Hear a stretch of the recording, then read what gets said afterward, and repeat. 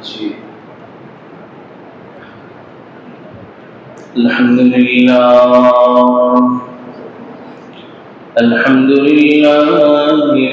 আকরাম الذي خلق الإنسان وكرم وعلمه من البيان ما لم يعلم فسبحان الذي لا يحصى امتنانه باللسان ولا بالقلم ونشهد أن سيدنا ونبينا وحبيبنا وشفيعنا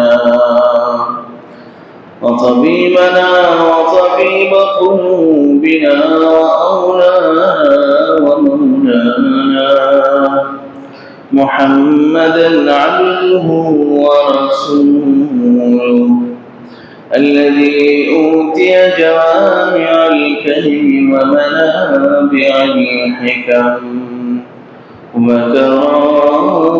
وكرائم الشيم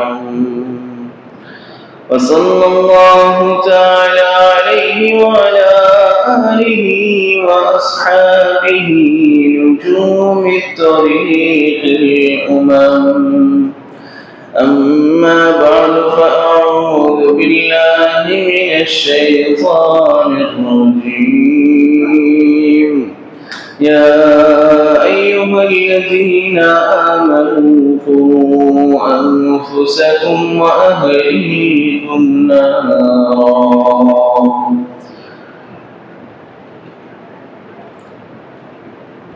سبحانك لا علم لنا إلا ما علمتنا إنك أنت العليم الحكيم سبحانك لا فهم لنا إلا ما فهمتنا إنك أنت الجواد الكريم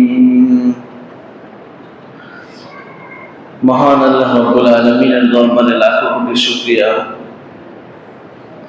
যিনি আমাদেরকে পবিত্র জুম্মার দিন দুনিয়ার মধ্যে সবচেয়ে শ্রেষ্ঠ জায়গা আল্লাহর ঘর মসজিদে বসে সবচেয়ে দামি বিষয় ইসলামের বিষয়ে কিছু কথা বলার ও শোনার তৌফিক দান করেছেন। এই জন্য দিল থেকে শুকরিয়া আদায় করে বলি আলহামদুলিল্লাহ।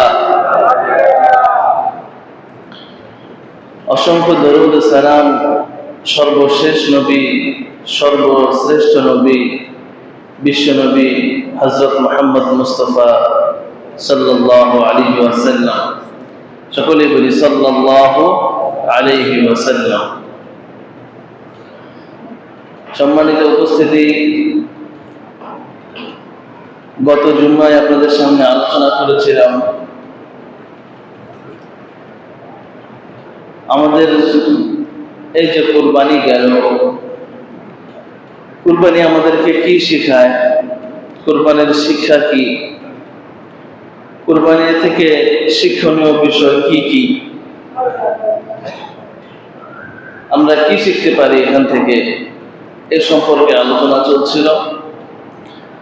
কুরবানির 10টি শিক্ষা নিয়ে আপনাদের সামনে আলোচনা করতে চাচ্ছিলাম। 3টি বিষয়ে গত জুম্মায় আলোচনা হয়েছে, বাকি 7টি বিষয় নিয়ে আজকে ইনশাআল্লাহ খুব সংক্ষেপে আলোচনা করব। ওমা তাওফীকি ইল্লা বিল্লাহ। কুরবানি থেকে আমাদের যে শিক্ষা রয়েছে তার মধ্যে হতে 4 নম্বর শিক্ষা হলো পূর্ণ আত্মসমর্পণ। আল্লাহর হুকুমের সামনে নিজেকে সম্পূর্ণ সুপর্দ করে দেওয়া। আল্লাহর হুকুমের সামনে নিজেকে সঁপে দেওয়া, সুপর্দ করে দেওয়া। এ সম্পর্কে প্রসিদ্ধ ঘটনা সূরা সাফফাতের 100 থেকে 107 নম্বর আয়াতে আল্লাহ রাব্বুল আলামিন ইরশাদ করতেছেন, রব্বি হাবলি মিনাস সালিহিন ইব্রাহিম আলাইহিস সালাতু ওয়াস সালামের বয়স তখন 86। বয়স কত? 86 বছর বয়স। কোন কোন বর্ণনায় 90 বছর বয়স। তখন আল্লাহ তাআলা তাকে কোনো সন্তান দেননি। নবী ইব্রাহিম আল্লাহর কাছে কেঁদে কেঁদে দোয়া করে, রব্বি হাবলি মিনাস সালিহিন, হে আমার পরওয়ারদিগার, আমাকে নেককার সন্তান দান করুন। এত বছর ধরে দোয়া করছেন, 86 বছর বয়সে আল্লাহ রাব্বুল আলামিন তাকে একজন সন্তান দান করলেন, নাম হলো ইসমাঈল। শেষ বয়সে যেহেতু তিনি এই সন্তান পেয়েছেন, এত বছর কান্নার ফসল, এত বছর ধরে তিনি আল্লাহর কাছে চাইতেছেন, এই জন্য এই সন্তানের প্রতি মায়া অনেক বেশি, মহাব্বত অনেক বেশি। আল্লাহ রাব্বুল আলামিন বলতেছেন, فلما بلغ معه السعي قال يا بني إني أرى في المنام। ইসমাঈল আলাইহিস সালাম যখন আস্তে আস্তে বড় হলেন, ছোট থেকে বড় হয়ে এমন একটি পর্যায়ে পৌঁছলেন যে বাবার সাথে বিভিন্ন কাজে যাইতে পারেন, ছোটাছুটি করতে পারেন। এমন সময় আল্লাহ রাব্বুল আলামিন নবী ইব্রাহিমকে স্বপ্ন দেখালেন যে তিনি তার আপন আদরের সন্তান শিশু ইসমাঈলকে কুরবানি করছেন। সুবহানাল্লাহ।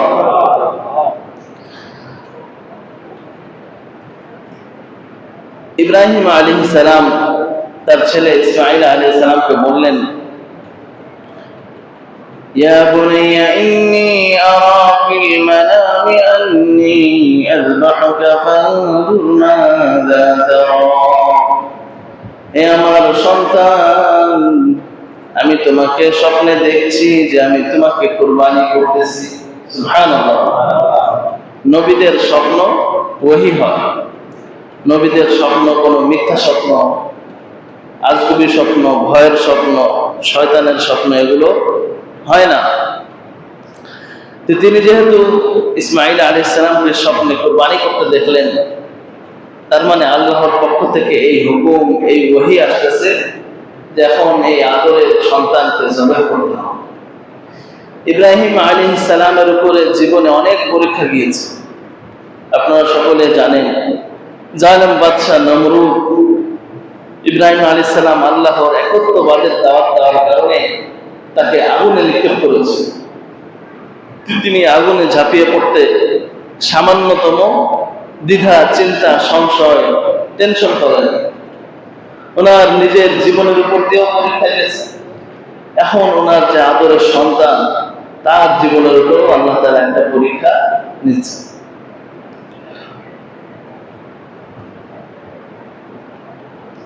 قال يا أبت افعل ما تؤمر ستجدني إن شاء الله من الصابرين। ইব্রাহিম আলাইহিস সালাতু ওয়াস সালামের সন্তান কোনো সাধারণ সন্তান নয়, তিনি একজন নবী, তিনিও ভবিষ্যতের নবী। সুবহানাল্লাহ।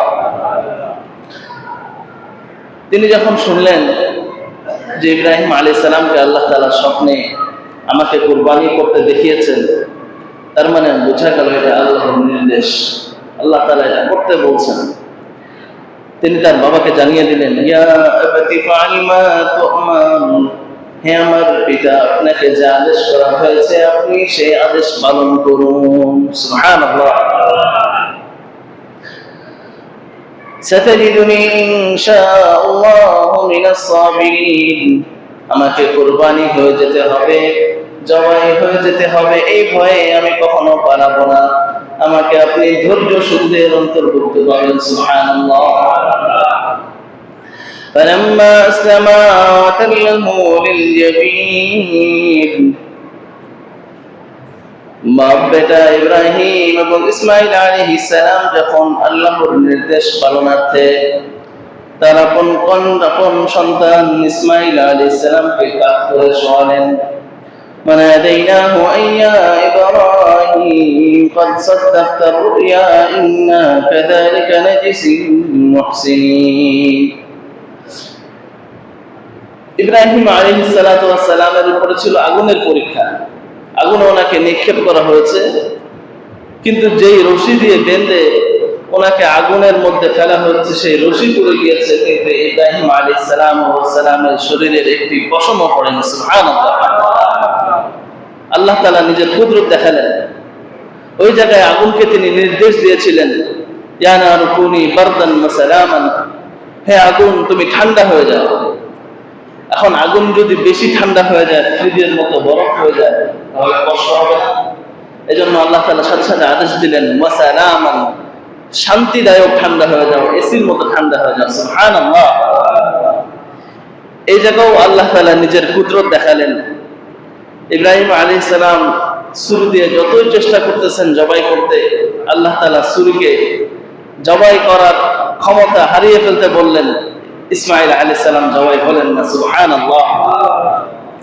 আল্লাহ রাব্বুল আলামিন ডাক দিয়ে বললেন, কদ সাদ্দাকতা রুইয়া ইন্না কাযালিকা নাজজিল মুহসিনিন, তুমি তোমার স্বপ্ন সত্যায়ন করেছো, স্বপ্নে তোমাকে যে বিষয়ে আদেশ দেওয়া হয়েছে সেটা পালন করেছো, সুতরাং তুমি পরীক্ষায় 100-তে 100 নাম্বার পেয়ে উত্তীর্ণ হয়েছে। সুবহানাল্লাহ। তো আল্লাহর হুকুমের সামনে ইব্রাহিম আলাইহিস সালাম নিজেও আগুনে ঝাঁপ দিলেন, নিজের ছেলেকেও কুরবানি করলেন, আল্লাহর হুকুমের সামনে নিজেদেরকে যে সুপর্দ করে দিলেন। এইটা হলো কুরবানি থেকে অন্যতম একটি শিক্ষা। কুরবানির 4 নম্বর শিক্ষা হলো এটা, যে আল্লাহর হুকুমের সামনে নিজেকে সম্পূর্ণ আত্মসমর্পণ করে দেওয়া। আল্লাহ তাআলা আমাদেরকে সবাইকে আমল করার তৌফিক দান করুন, আমিন। 5 নম্বর শিক্ষা হলো আত্মত্যাগ এবং প্রিয় বস্তু আল্লাহর জন্য খরচ করা, আল্লাহর রাহে ব্যয় করা। আল্লাহ রাব্বুল আলামিন সূরা আলে ইমরানের 92 নম্বর আয়াতে ইরশাদ করতেছেন, لن تنالوا البر حتى تنفقوا مما تحبون। মুমিন মুসলমান, তোমরা ততক্ষণ পর্যন্ত আল্লাহর সন্তুষ্টি অর্জন করতে পারবে না যতক্ষণ পর্যন্ত নিজেদের প্রিয় বস্তু আল্লাহর জন্য খরচ না করবে। সুবহানাল্লাহ। আল্লাহর সন্তুষ্টি অর্জন করতে হলে, নেকি অর্জন করতে হলে নিজের প্রিয় জিনিস আল্লাহর জন্য ব্যয় করতে হবে, খরচ করতে হবে। এই আয়াতটি যখন নাজিল হলো, তখন একজন সাহাবী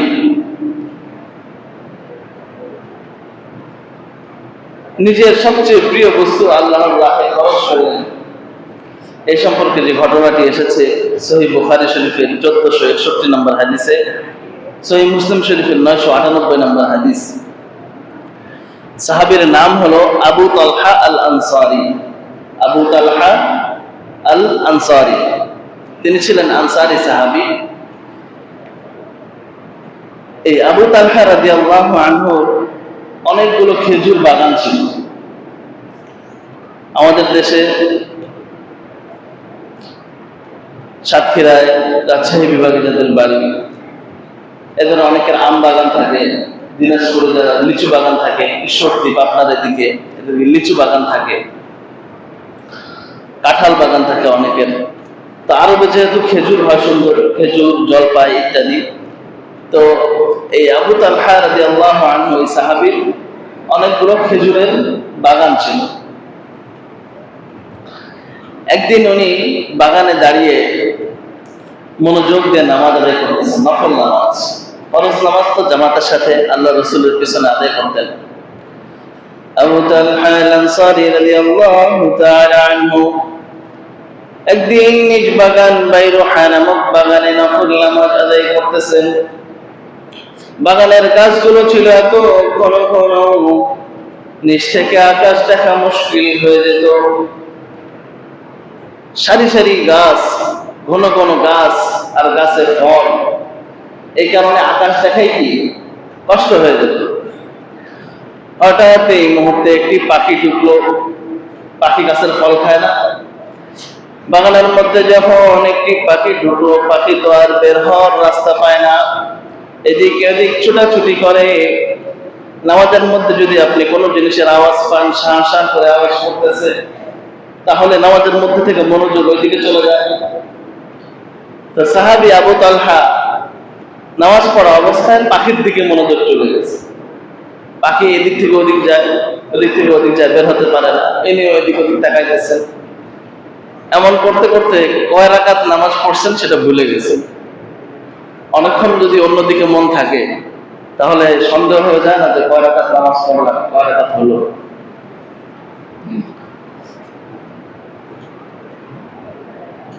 নামাজ শেষ করে যদি কারো সন্দেহ হয় যে কয় রাকাত নামাজ হয়েছে, তাহলে মাসালা হলো, ধরেন কথার কথা 3 রাকাত বা 4 রাকাত নিয়ে সন্দেহ হচ্ছে, তাহলে কম সংখ্যা কোনটা? কম সংখ্যা 3 রাকাত ধরে আরো 1 রাকাত পড়ে নামাজের শেষে সওয়াল সাজদা দিতে হবে।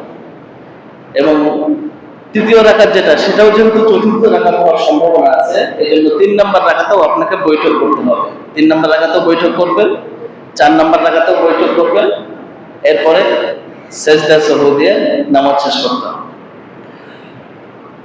নামাজের পরে উনি আল্লাহর রাসূলের কাছে গেলেন, বললেন, ইয়া রাসূলুল্লাহ, ইয়া হাবিবাল্লাহ, আল্লাহ রাব্বুল আলামিনের লাখ কোটি শুকরিয়া, তিনি আমাকে অনেকগুলো বাগানের মালিক বানিয়েছেন। আল্লাহ তাআলাই আমাকে এতগুলো সম্পদ দিলেন। সেই আল্লাহর জন্য আমি যখন মনোযোগ দিয়ে নামাজ পড়ি, এই বাইরুহা বাগানে একটি পাখি ঢুকে আমার নামাজের মনোযোগ নষ্ট করে দেয়। যে আল্লাহ আমাকে এত সম্পদ দিলেন, এত শান্তি দিলেন, সে আল্লাহকে যখন স্মরণ করতে যাব, এই বাগান আমার সেই নামাজকে নষ্ট করে দিল, আমি এই বাগানই রাখবো না। সুবহানাল্লাহ। তখন আল্লাহ রাব্বুল আলামিন আয়াত নাযিল করলেন, লান তানালুল বিররা হাত্তা তুনফিকু মিম্মা তুহিব্বুন, তোমরা ততক্ষণ পর্যন্ত আল্লাহর সন্তুষ্টি অর্জন করতে পারবে না যতক্ষণ পর্যন্ত নিজেদের প্রিয় জিনিস, প্রিয় বস্তু আল্লাহর জন্য খরচ না করবে। সুবহানাল্লাহ। আল্লাহ রাসূলের কাছে এসে বললেন, ইয়া রাসূলুল্লাহ, যেহেতু এই বাগান আমার অনেক পছন্দের, এই জন্য আল্লাহর সন্তুষ্টি হাসিলের উদ্দেশ্যে আমি এই বাগান আল্লাহর জন্য দান করে দিলাম। সুবহানাল্লাহ। রাসূল করিম সাল্লাল্লাহু আলাইহি ওয়াসাল্লাম বললেন, মাশাআল্লাহ, এই বাগান তো অনেক দামি। এই বাগানের মধ্যে একটি কুয়া ছিল। আগের যুগে মানুষ কুয়া থেকে পানি ওঠে, সব কুয়ার পানি একরকম হতো না। তো এই বাইরুহা বাগানের যে কুয়া ছিল, এই কুয়ার পানিও ছিল অনেক মিষ্টি। মসজিদের সামনে ছিল এই বাগান। আল্লাহ রাসূল সাল্লাল্লাহু আলাইহি ওয়াসাল্লাম নিজেও সেই বাগানের কুয়া থেকে পানি পান করতেন। সুবহানাল্লাহ। রাসূল করিম সাল্লাল্লাহু আলাইহি ওয়াসাল্লাম খুব খুশি হলেন, বলেন, আল্লাহ তাআলা তোমার এই দানকে কবুল করে নিয়েছেন, কিন্তু তুমি এই বাগানকে তোমার নিজের যে সমস্ত আত্মীয় স্বজন আছে তাদের মাঝে বন্টন করে দাও। আনতা জাআলাহা ফিল আকরাবিন, তুমি এই বাগানকে তোমার নিকট আত্মীয়দের মাঝে বন্টন করে দাও। ফাকাল আবু তালহা, ক্বালু ইয়া রাসূলুল্লাহ, আবু তালহা রাদিয়াল্লাহু আনহু বললেন, অবশ্যই ইয়া রাসূলুল্লাহ, আপনি যেভাবে বলেছেন আমি আমার আত্মীয় স্বজনদের মাঝে সেভাবে এটা বন্টন করে দিব। فقسمها أبو طلحة في أقاربه وابن عمه, সাহাবী আবু তালহার যে সমস্ত আত্মীয় স্বজন ছিলেন, চাচাতো ভাই বোন ছিলেন, তাদের সকলের মাঝে তিনি এই বাগানটি বন্টন করে দিলেন। সুবহানাল্লাহ। কুরবানি থেকে আমাদের 6 নম্বর শিক্ষা হলো সম্পদের মহাব্বত অন্তর থেকে বের করা। সম্পদের লোভ, মহাব্বত অন্তর থেকে বের করা। কুরবানির সময় বড় একটি অঙ্কের টাকা একদিনে আল্লাহর জন্য খরচ করতে হয়, এটার কারণে অন্তরে অনেক ধাক্কা লাগে। কি বলেন? অনেকে তো সারা বছর কষ্ট করে সঞ্চয় করেন এই কুরবানির জন্য। তো আল্লাহ এবং আল্লাহ রসুলের মহাব্বত যদি সবচেয়ে বেশি কারো অন্তরে থাকে, তাহলে তার জন্য সম্পদ আল্লাহ এবং আল্লাহ রসুলের পথে ব্যয় করতে শুধু কষ্টই হবে না, বরঞ্চ আরো আনন্দ লাগবে। কি বলেন? প্রিয় ব্যক্তির জন্য খরচ করতে কষ্ট লাগে নাকি আনন্দ লাগে? আনন্দ লাগে। তাকে কিছু দিতে পারলে আনন্দ লাগে। মা বাবার সৎ সন্তান যারা, তারা মা বাবাকে কিছু দিতে পারলে মনে খুশি লাগে, আনন্দ লাগে। আদরের সন্তানকে ভালো একটি জামা কিনে দিতে পারলে, ভালো কিছু খাওয়াতে পারলে মনে খুশি লাগে, আনন্দ লাগে।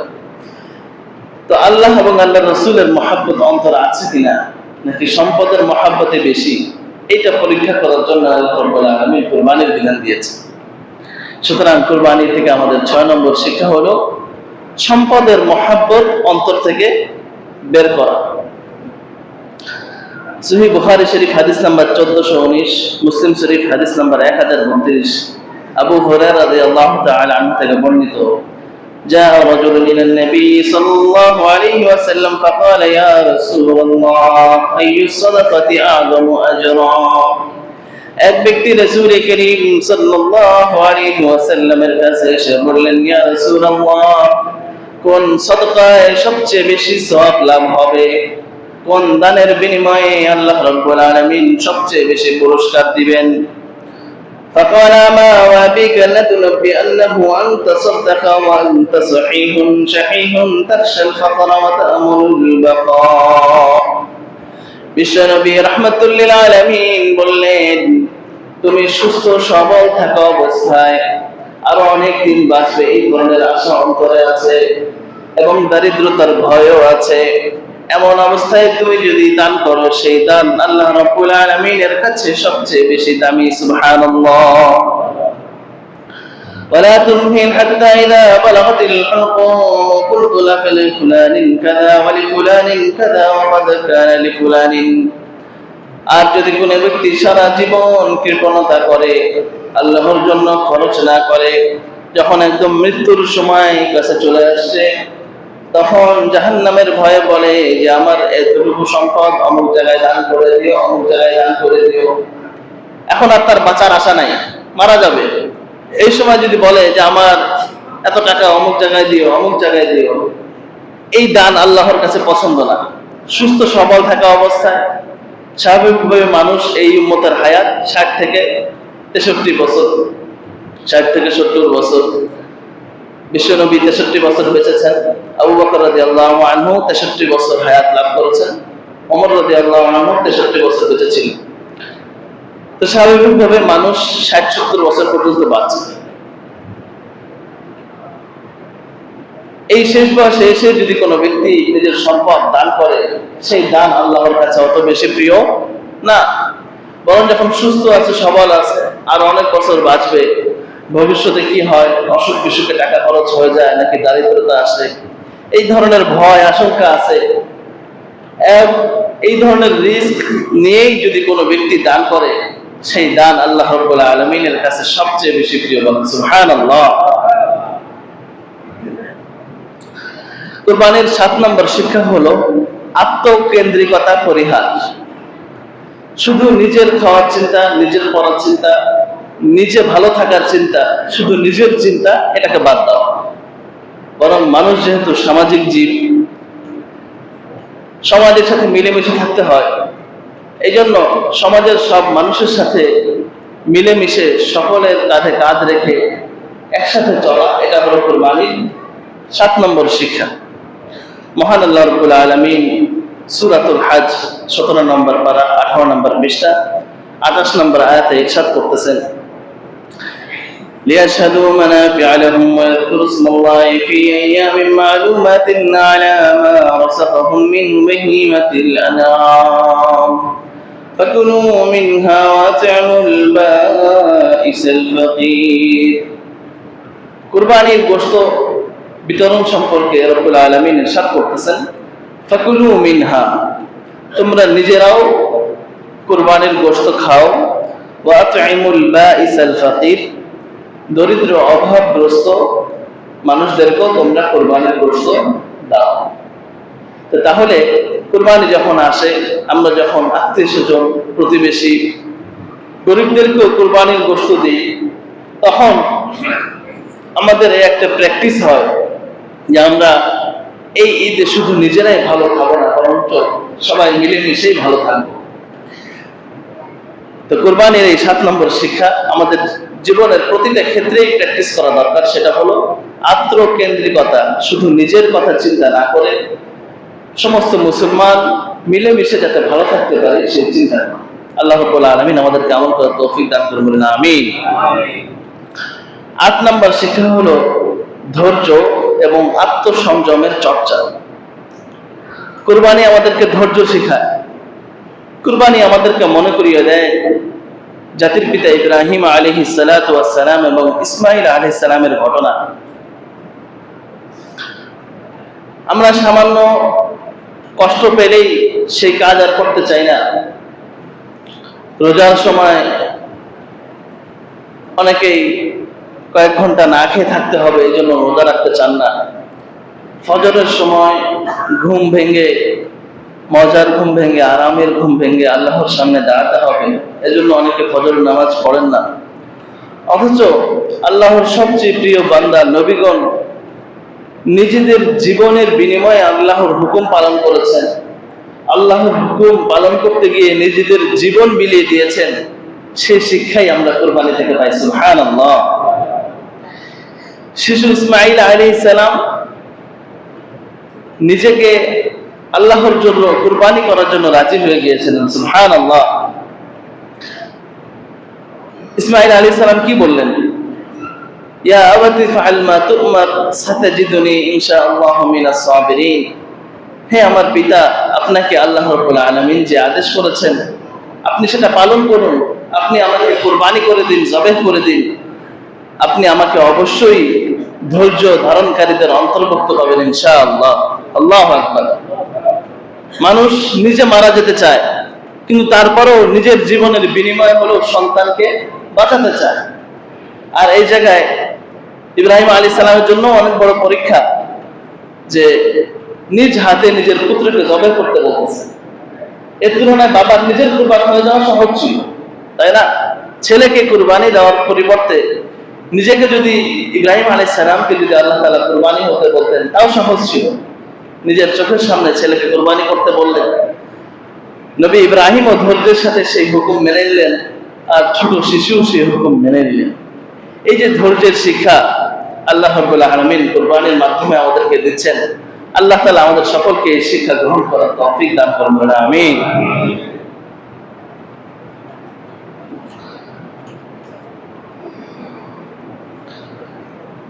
নয় নম্বর শিক্ষা হলো পরিবারকে দ্বীন শিক্ষা দেওয়া।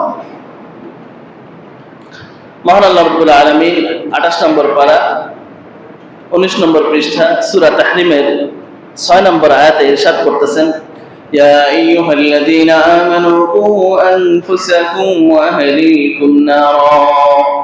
হে ঈমানদারগণ, তোমরা নিজেরা কু আনফুসাকুম, তোমরা তোমাদের নিজেদেরকে জাহান্নামের আগুন থেকে রক্ষা করো। ওয়া আহলিকুম নারা, পরিবারের আত্মীয়-স্বজন, স্ত্রী, সন্তান, সন্ততি সবাইকে জাহান্নামের আগুন থেকে রক্ষা করো। ইব্রাহিম আলাইহিস সালাম নিজের স্ত্রী এবং ছেলেকে, নিজের পরিবারকে কিভাবে দ্বীন শিখিয়েছেন, ইসলামের উপরে বড় করেছেন, যে আল্লাহর আদেশ আসা মাত্রই তারা নিজেদেরকে আল্লাহর জন্য কুরবান হতে প্রস্তুত হয়ে গেলেন। আল্লাহু আকবার। তো পরিবারকে এভাবে দ্বীনের জন্য প্রস্তুত করা, এই শিক্ষাই আল্লাহ রাব্বুল আলামিন আমাদেরকে কুরবানির মাধ্যমে দিচ্ছেন। আল্লাহ তাআলা আমাদেরকে, আমরা যেমন নিজেরা নামাজ আদায় করি, নিজেদের ছেলে মেয়ে, স্ত্রী, সন্তান সন্ততি, পরিবার পরিজন তারাও যেন দ্বীন প্র্যাকটিস করে, ইসলামের উপরে চলে, সেই আদেশ পালন করার তৌফিক দান করুন, আমিন। 10 নম্বর শিক্ষা হলো আল্লাহর উপরে পরিপূর্ণ ভরসা। আল্লাহর উপরে পরিপূর্ণ ভরসা রাখা। দেখুন, ইব্রাহিম আলাইহিস সালাম কিন্তু জানতেন না যে ইসমাঈল আলাইহিস সালাম জবাই হবেন না। এটা কি উনি জানতেন? ছুরি যে কাটবে না, জবাই যে হবে না, এটা কি উনি আগে থেকে জানতেন? জানতেন না। আল্লাহ তাআলা ছেলেকে জবাই করার আদেশ দিলেন, উনি আল্লাহর উপরে পরিপূর্ণ ভরসা এবং আস্থা তাওয়াক্কুল রেখে নিজের ছেলেকে আল্লাহর জন্য কোরবানি করতে প্রস্তুত হয়ে গেলেন। সুবহানাল্লাহ। এ থেকে আল্লাহ তাআলা আমাদেরকে এই শিক্ষা দিচ্ছেন যে যে কোনো কাজে আমরা ভরসা রাখবো একমাত্র কার উপরে? কার উপরে? আল্লাহ তাআলা আমাদেরকে জীবনের প্রতিটি ক্ষেত্রে আল্লাহর উপরে ভরসা রেখে আল্লাহর বিধান মেনে চলার তৌফিক দান করুন। আমিন। ওয়া আখিরু দা'ওয়ানা আনিল হামদুলিল্লাহি রাব্বিল আলামিন।